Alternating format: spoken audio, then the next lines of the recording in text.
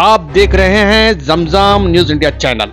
ये चैनल हमेशा सच्चाई आपके सामने रखता है, चाहे वो सामने वाले को कड़वी लग सके। सोलापूर शहरात गेल्या वेळी तोफान पाऊस पडला।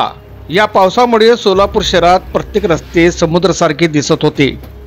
मात्र कुमटा नाका ते नई जिंदगी हा रस्ता पावसामुळे अत्यंत धोकादायक ठरला।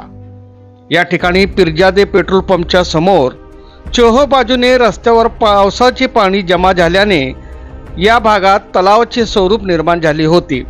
पाणी जमा झाल्यानंतर रस्ता पूर्णपणे बंद व्हायचे। नागरिकांना येताना जाताना अत्यंत त्रासदायक ठरला होता। यामुळे मोठा अपघातही होऊ शकतो।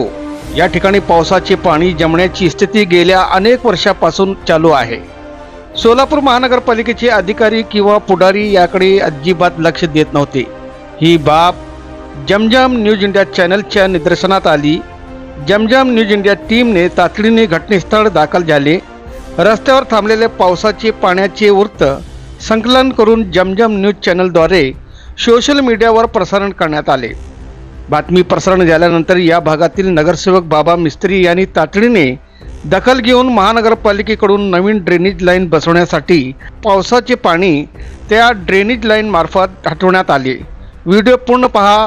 ब्युरो रिपोर्ट जमजम न्यूज इंडिया।